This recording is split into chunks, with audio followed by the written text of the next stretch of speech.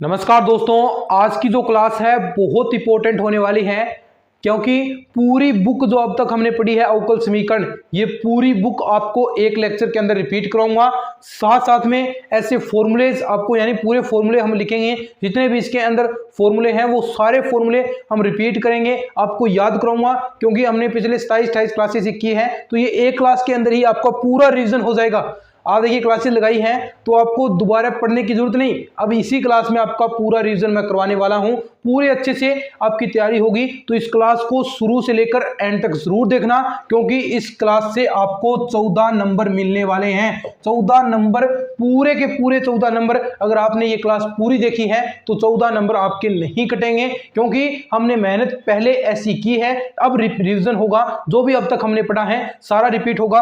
और दोस्तों इसके नोट्स, क्योंकि मैं एक साथ आपको फॉर्मूले दिए हैं, मैंने एक साथ जितने भी फॉर्मूले हैं एक साथ मैंने फॉर्मूले लिखे हैं, तो वो नोट्स, आज की क्लास के नोट्स आपको जरूर से डाउनलोड करने हैं। क्योंकि आपको जो नोट्स हैं सारे फॉर्मूलेज एक जगह ही मिल जाएंगे। तो मेरे टेलीग्राम चैनल का लिंक आपको डिस्क्रिप्शन में मैंने दे रखा है, वहां पर जाकर सब्सक्राइब कर लीजिए। और जो आज ये क्लास जैसे ही एंड होगी वहां पर आपको नोट्स मिल जाएंगे। तो सबसे पहले टेलीग्राम चैनल को सब्सक्राइब कर लो जिसने भी नहीं किया है, क्योंकि सारे नोट्स आपको वहां पर मिलने वाले हैं। तो चलिए शुरू करते हैं दोस्तों, रिपीट करेंगे। अगर अच्छा लगे तो इस वीडियो को लाइक शेयर जरूर कीजिएगा, चैनल को भी सब्सक्राइब कर लो, क्योंकि दोस्तों इतनी मेहनत हम आपके लिए कर रहे हैं। बहुत सारे दोस्त हैं वीडियोस रेगुलर देखते हैं लेकिन चैनल सब्सक्राइब नहीं कर रखा है, तो जो भी चैनल सब्सक्राइब नहीं कर रखा है जिसने, सबसे पहला जो लाल बटन है उसको दबा दीजिए, क्योंकि बहुत सारी सेकंड ग्रेड से इंपॉर्टेंट चीजें, पूरा सिलेबस इस पर आपको मिलने वाला है। तो हरदम ये चैनल आपके लिए उपयोगी साबित होगा। तो चलिए शुरू करते हैं दोस्तों। सबसे पहले ये जो हमारी बुक थी डिफरेंशियल इक्वेशन अवकल समीकरण, डिफरेंशियल इक्वेशन अवकल समीकरण वाली बुक को हम रिवीजन करेंगे।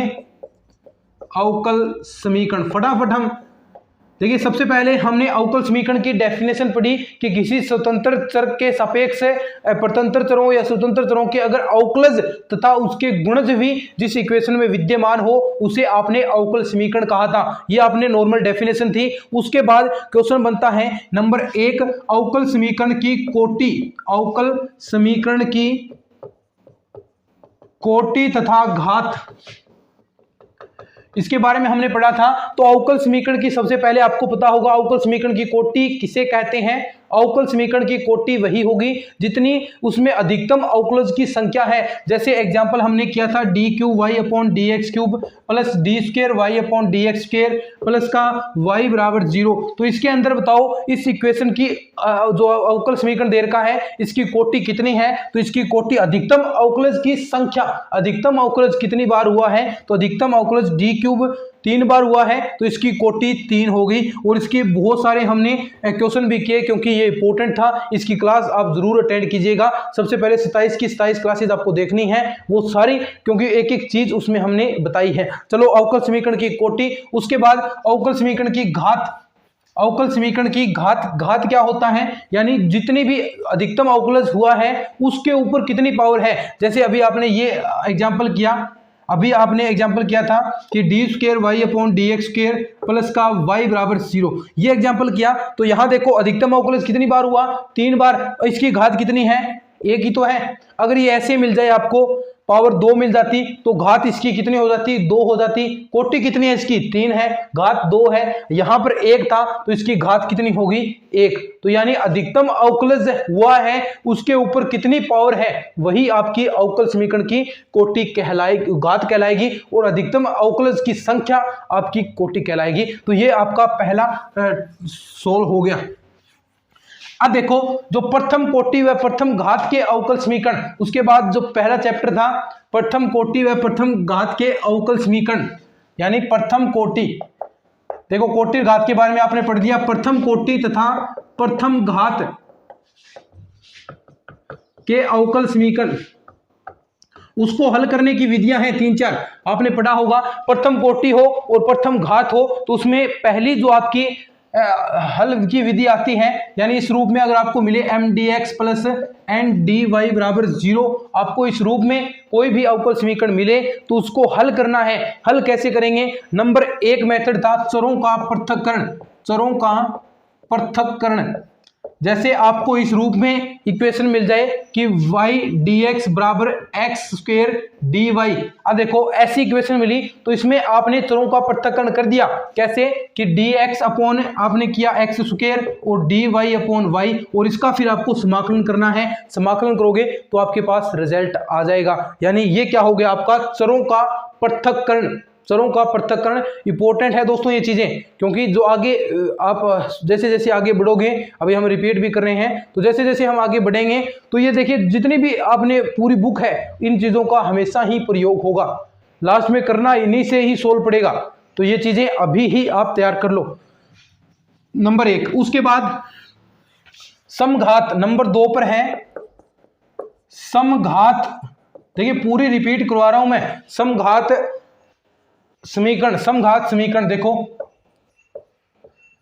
अगर आपको इस रूप में समीकरण मिल जाए, जैसे कि आपको कहा यहां पर कि dy upon d x square plus का वाई स्क्वायर अपॉन में 2xy। अब देखो ऊपर आपको पावरें देखनी है, देखिए कितनी है 2, नीचे भी 2 ही पावर होनी चाहिए।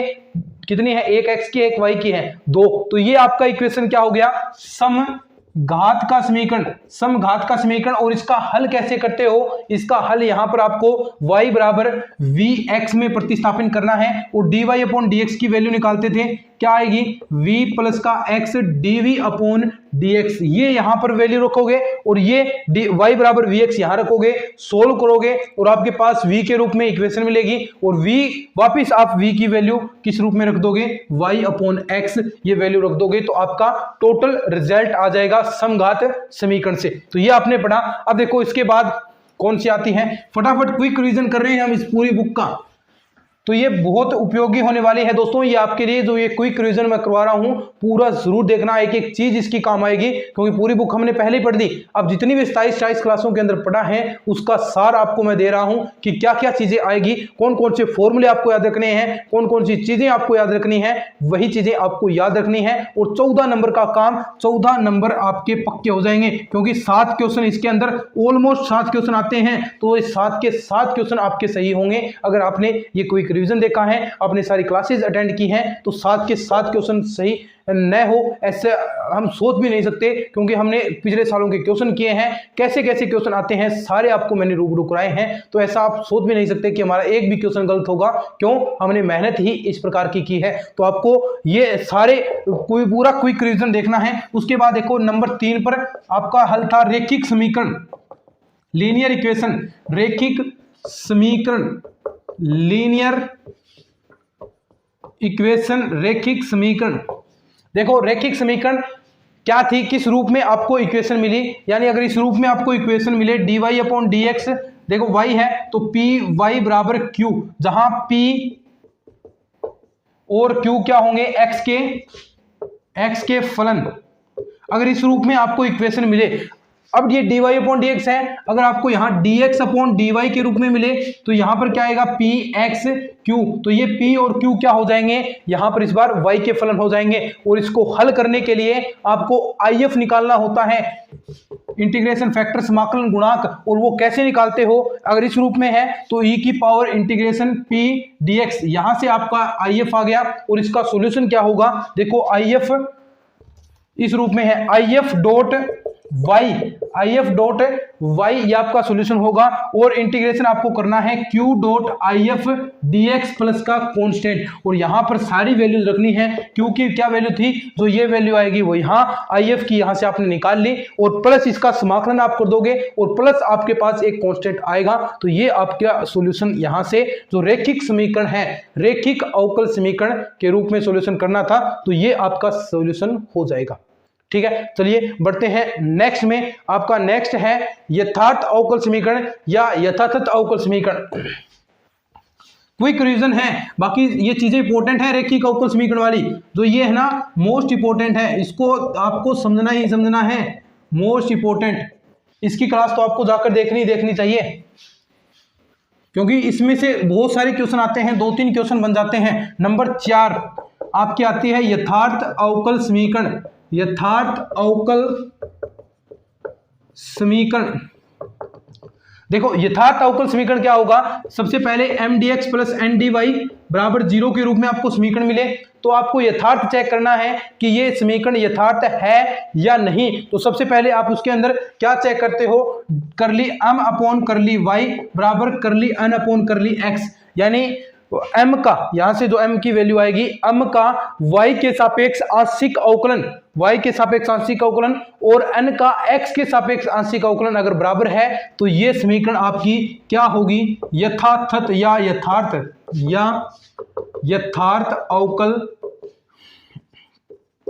यथार्थ अवकल समीकरण।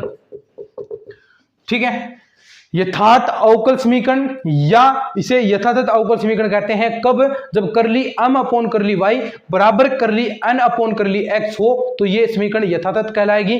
अब देखो ये तो आपने निकाल लिया, अब इसका हल क्या होगा, यथातथ होगी, चेक कर लिया। अब इसका सॉल्यूशन क्या करते हो, इसके लिए सॉल्यूशन सबसे पहले आप एक u निकालोगे। u कैसे निकलेगा, y अचर रखते हुए समाकलन करना है किसका, m dx के सापेक्ष।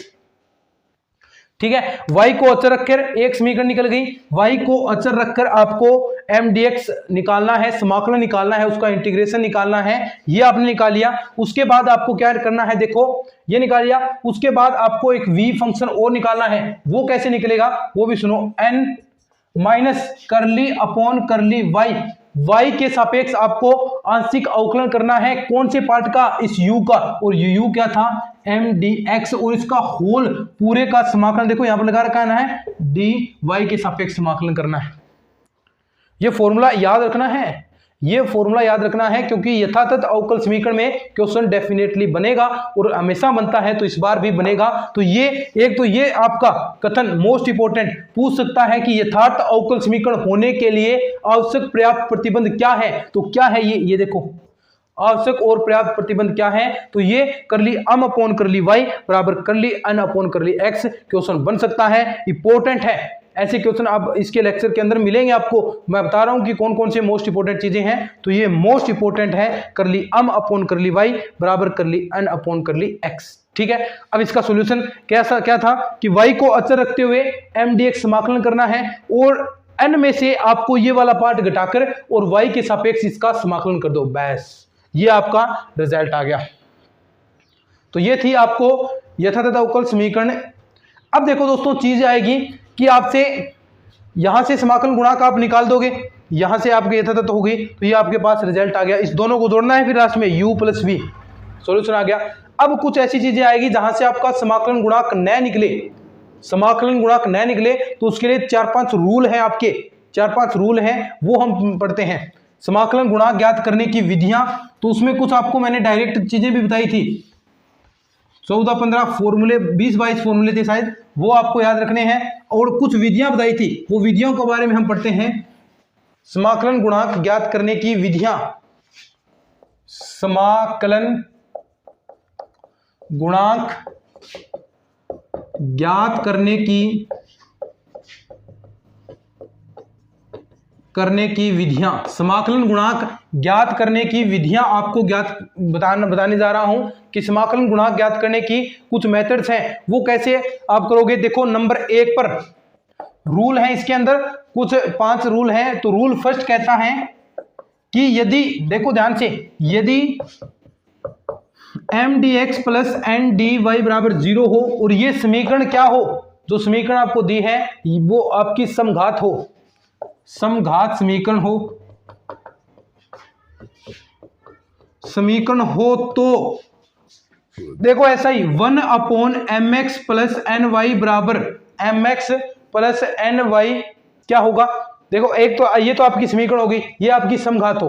तो अगर इसमें एक रूल और है, ये तो समघात होगी, समघात समीकरण हो, सबसे पहला ध्यान रखना है कि समघात समीकरण हो, और आपके पास यदि mx प्लस ny बराबर नॉट 0, ये नॉट 0 होना चाहिए, ये क्या होना चाहिए, नॉट 0। अगर 0 हो गया तो दूसरा रूल आएगा, पहले mx प्लस ny बराबर निकालना है, वो नॉट 0 के बराबर आ रहा है, तो क्या होगा, जो आपने ये निकाला है इसका 1 अपॉन mx प्लस ny समाकलन गुणांक होगा, और समाकलन गुणांक निकालते ही आपका हल ऑटोमेटिक आ जाएगा। और यदि यहां पर ये तो हो गया समाकलन गुणांक। और यदि mx प्लस एन वाई बराबर 0 आ जाए, बराबर 0 आ गया, तो क्या करना है, m बटा n की जगह आपको माइनस का y अपॉन x रखना है और उससे आपका सॉल्यूशन प्राप्त हो जाएगा x बराबर cy। यानी 0 हो गया तो डायरेक्ट आपको क्या करना है, m अपॉन n की जगह माइनस का y अपॉन x रख देना है। तो ये आपका रूल फर्स्ट है, रूल फर्स्ट है समाकलन गुणांक ज्ञात करने का जो तरीका है वो ये पहले रूल से। अब देखो फटाफट इसको लिख लो, और क्योंकि इंपॉर्टेंट चीज है। उसके बाद हम बढ़ते हैं जो आपका नेक्स्ट रूल होगा। नेक्स्ट रूल के अंदर क्या आने वाला है देखिए, तो यहां था कि ये समघात हो, अब क्या होगा देखो, दूसरा रूल है। दूसरे रूल के अंदर rule number second, rule second देखो, क्विक रिवीजन कर रहे हैं हम। अब देखो रूल सेकंड क्या है कि m dx plus n dy बराबर 0, ये तो समीकरण है। अब ये समीकरण पहले में थी समघात, लेकिन दूसरे में क्या है, समघात न हो, यानी समघात समीकरण नहीं हो, तो आप कैसे सॉल्यूशन करोगे। तो सॉल्यूशन करने के लिए अगर आपको इक्वेशन इस रूप में मिले, किस रूप में, इस रूप में देखो y डॉट dx प्लस का f2xy x dy बराबर 0, इस रूप में सबसे पहले आपको समीकरण मिलेगी। अगर इस रूप में समीकरण मिलती है, अब देखो यहां पर क्या करना है, इस रूप में आपको समीकरण मिल गई। देखो यहां से ध्यान रखो कि y कॉमन आ रहा है, एक में x कॉमन आ रहा है, ये आपको चीजें निकालनी पड़ेगी। जितनी प्रैक्टिस करोगे उतनी कम है, और ज्यादा प्रैक्टिस करो, क्योंकि मैंने आपको वहां पर भी बता दिया था कि प्रैक्टिस करनी है, क्योंकि मैं एक क्लास के अंदर 4 से 5 क्वेश्चन मैक्सिमम करवा सकता हूं। क्वेश्चन तो बहुत निकालने पड़ेंगे, क्वेश्चन बहुत सारे निकालने पड़ेंगे। अब देखो इस ऐसा फॉर्मेट आपको इक्वेशन में मिले तो आपका जो क्या होगा, mx, पहले रूल में था mx प्लस एन वाई बराबर नॉट 0 होना चाहिए, लेकिन दूसरे रूल में mx माइनस एन वाई बराबर नॉट 0 हो तो आपका 1 बटा mx माइनस एन वाई समाकलन क्या होगा, समाकलन गुणांक होगा, समाकलन गुणांक होगा। ये आपका रूल सेकंड है। क्या है, रूल सेकंड। और ऐसा ही यहां पर यदि ये 0 हो जाए, mx माइनस एन वाई बराबर 0 हो जाए, तो क्या करना है, m बटा n की जगह y बटा x आपको रख देना है, और वैसा ही सॉल्यूशन x y बराबर c आपके पास सॉल्यूशन प्राप्त आपको हो जाएगा,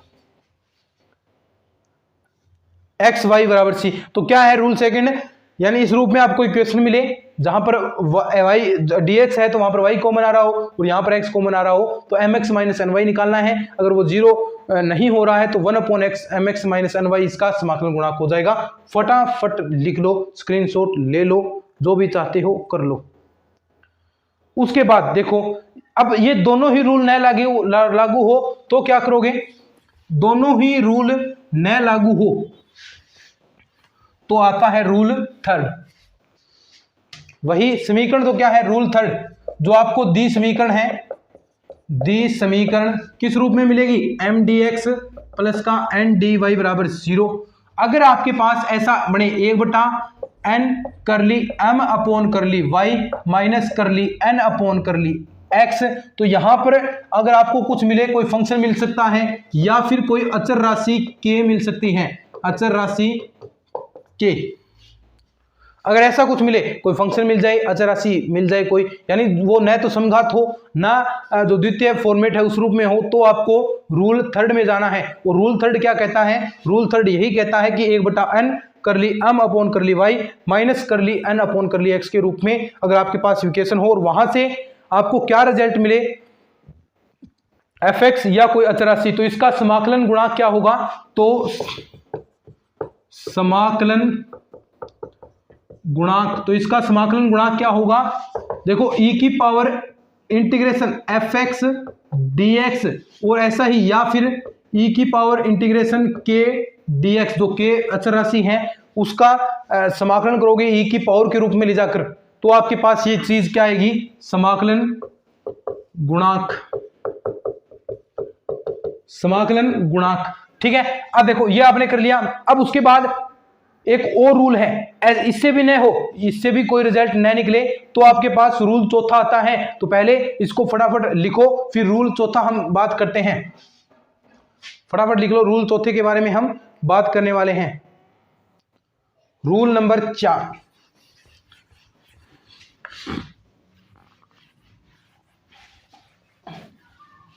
तो वहां तो ऐसा था, तो ऐसा है, तो यानी रूल नंबर 4 में ऐसी दी समीकरण किस रूप में, एम डी एक्स प्लस का एन डी वाई बराबर 0 इस रूप में हो, और 1 वहां n था, 1/m करली n अपॉन करली x माइनस करली m अपॉन करली y, ऐसे ही e की पावर एफ वाई बने, और या फिर कोई के अचर राशि आपके पास आए, तो जो समाकलन गुणांक है, समाकलन गुणांक क्या होगा, ऐसे ही e की पावर एफ वाई जो फंक्शन है ना, ये देखो, और यहां पर इंटीग्रेशन हो गया dy, और या फिर e की पावर के dy, ये आपका क्या हो गया, समाकलन गुणांक। और समाकलन गुणांक आते ही आप इसका सॉल्यूशन कर ही देते हो, समाकलन गुणांक आते ही आप इसका सॉल्यूशन कर ही देते हो, आपको बताने की जरूरत भी नहीं है। तो ये आपके रूल 4 हो गए, 4 रूल हो गए। तो इतने ही, ये 4-5 रूल हैं जो इंपॉर्टेंट चीजें हैं, वो यही एक रूल और है, लेकिन वो इतना काम में नहीं आता, लेकिन ये 4 रूल आपके मोस्ट हैं, इनमें से क्वेश्चन बनने की संभावना बनती है, यथातथ अवकल समीकरण से क्वेश्चन बनने की संभावना बनती है। तो फटाफट इसको लिखो, फिर जो नेक्स्ट चैप्टर है उसके बारे में बात करते हैं।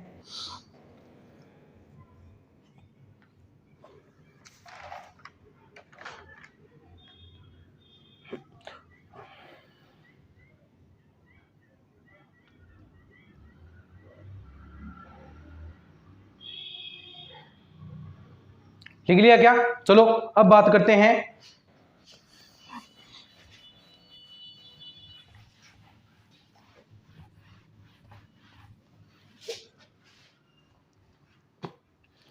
अब देखो, हमने पढ़ लिया प्रथम कोटि व प्रथम घात के अवकल समीकरण। अब आ रहा है प्रथम कोटि व उच्च घात के अवकल समीकरण। प्रथम कोटि तथा उच्च घात के अवकल समीकरण, इंग्लिश में लिखेंगे इसे first order and higher degree. ठीक है, first order and higher degree. सबसे पहले इसका मानक रूप आपको पता होना चाहिए कि जो प्रथम कोटि तथा उच्च घात के अवकल समीकरण है उसका मानक रूप क्या होता है, क्योंकि कई बार इससे भी क्वेश्चन पूछ लिया जाता है कि निम्न में से प्रथम कोटि तथा उच्च घात के अवकल समीकरण का मानक रूप है। तो आपको पता है तो आप डायरेक्ट टिच कर दोगे कि हाँ ये होने वाला है, नहीं पता है तो एक दूसरे की तरफ झांकोगे, लेकिन वो आपको काम नहीं करना। तो d की पावर n y अपॉन डी एक्स एन प्रथम कोटि तथा उच्च घातें। अब देखो इसकी जो पावरें हैं आपको देखते पता चल रही होगी कि जो प्रथम कोटि, देखिए ये अचर गुणांक वाला बन गया d y upon d x की पावर n, ये क्या है, उच्च घात होगी ना, कोटि प्रथम है लेकिन घात n होगी, एक घात नहीं है ना, n, इसकी पावर n होगी, और प्रथम कोटि है, एक बार अवकलन हुआ है, प्लस का p1 d y upon d x n minus 1 plus p2 d y upon d x n minus 2, और ऐसे ही ये आगे आगे n माइनस n हो जाएगा, लास्ट में आपके पास बच गया pn बराबर 0। ये क्या है, इसका मानक रूप। मानक रूप। अब देखो इसके सॉल्यूशन के बारे में हम बात करते हैं, तो पहले आप लिख लीजिए इसका जो मानक रूप है, मानक रूप क्या है वो लिख लो पहले, इसका मानक रूप, क्योंकि देखिए वैसे भी आपको नोट्स भी मिल जाएंगे तो वहां से भी आप डायरेक्ट डाउनलोड कर सकते हैं। मानक रूप नोट्स आपको इसके मिल जाएंगे एक जगह, वो आपको डाउनलोड करने ही करने हैं, साथ में आप चाहें तो लिख लीजिए, साथ साथ में थोड़ा थोड़ा प्रैक्टिस हो जाए। अब देखो इसके हल करने की विधियां, अब यहां पर P1 P2 क्या है, ये सब P1 P2 Pn ये सब क्या है, आपके x तथा y के फलन है, x तथा y के फलन। अब देखो इसके हल की विधियां हम पढ़ने वाले हैं कि इसे हम समीकरण को हल कैसे करेंगे। तो देखो ये तो इसका मानक रूप हो गया। सबसे पहले नंबर 1 इसका हल के बारे में, p के हल होने योग्य समीकरण,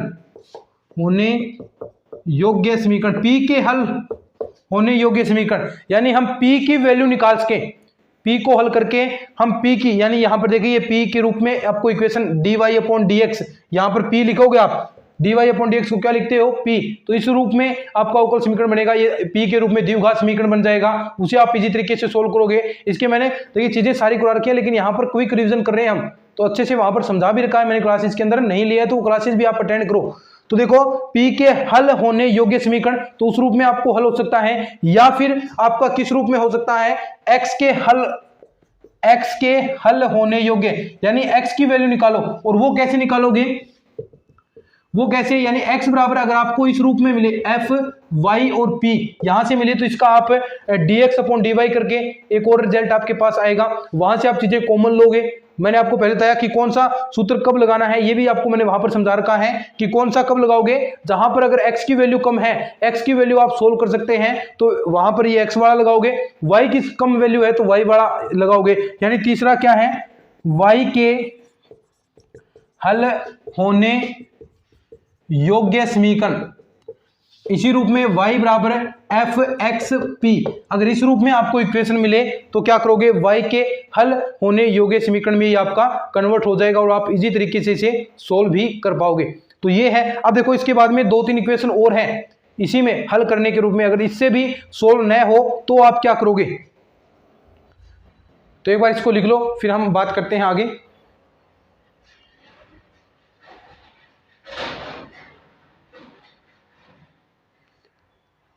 आगे है देखो,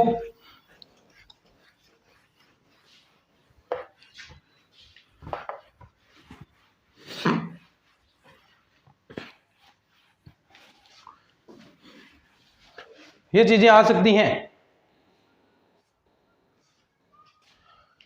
नंबर 4 पर लाग्रांज समीकरण। तो देखिए लाग्रांज समीकरण है, उसका किस रूप में वो समीकरण होती है। सबसे पहले हम इस रूप में बात करते हैं कि लाग्रांज समीकरण का मानक रूप क्या होता है। तो देखो लाग्रांज समीकरण होगी y बराबर x gp प्लस का fp, इस रूप में अगर यानी दो p के फंक्शन यहां पर मिले और x गुणा में मिले, तो ये जो आपका समीकरण होगा क्या होगा, लाग्रांज समीकरण। ठीक है। उसके बाद देखो नंबर 5 पर क्लोरेट समीकरण। क्लोरेट समीकरण क्या होता है, एक स्पेशल कंडीशन है क्लोरेट समीकरण की कि यदि Gp बराबर आपके पास P ही हो, Gp बराबर अगर आपके पास P हो, Gp बराबर अगर आपके पास केवल मात्र P है, तो ये क्लोरेट समीकरण के अंदर कन्वर्ट होगा। तो ये क्लोरेट समीकरण यानी क्या हो जाएगा फिर y बराबर xp प्लस का fp, तो ये आपकी जो समीकरण होगी क्या होगी, क्लोरेट। ये पूछ लिया जाता है कि क्लोरेट समीकरण का हल क्या होता है, क्वेश्चन आएगा क्लोरेट समीकरण का, कोई समीकरण दे देगा और उसे कहेगा कि क्लोरेट समीकरण है, इसका सॉल्यूशन बताओ। तो इसकी क्लासेस तो बहुत सारी मैंने ले रखी हैं, क्योंकि इस पर क्लास भी मैंने बताया था कि किस प्रकार सॉल्यूशन करना है। यहां पर देखो डायरेक्ट आपको p बराबर हल के लिए हल करना है, तो p बराबर आपको c लेना है। p बराबर आप c इसके अंदर पुट करोगे तो आपके पास क्लोरेट समीकरण का सॉल्यूशन आ जाएगा। कैसे, p बराबर c रखोगे तो y बराबर आपके पास हो गया xc प्लस का fc, यानी डायरेक्ट आपको c रखना है और ये आपका क्लोरेट समीकरण का क्या है, ये क्लोरेट समीकरण का हल। तो इस रूप में आप जो आपके पास प्रथम कोटि तथा उच्च घात के अवकल समीकरण है, प्रथम कोटि तथा उच्च घात के अवकल समीकरण है, उनका सॉल्यूशन आप कर सकते हो।